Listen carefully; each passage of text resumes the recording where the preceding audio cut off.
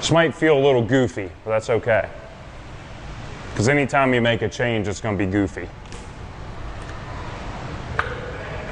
Okay, so that last pitch was here. Well, maybe not that far.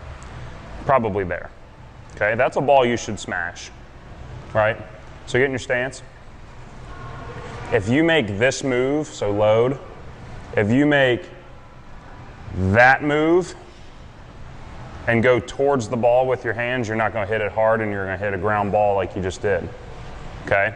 But if you can stay by your shoulder with your hands and turn, turn, turn, turn, boom, that thing's going to take off on a missile into the gap, okay?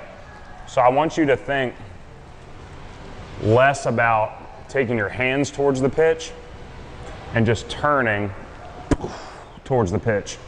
Does that make sense? So less, like we said, like we talked about at the beginning when I was doing flips, less upper body, more hips, okay? So like take your hands out of it.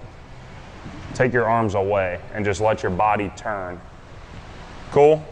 Hold good direction and turn.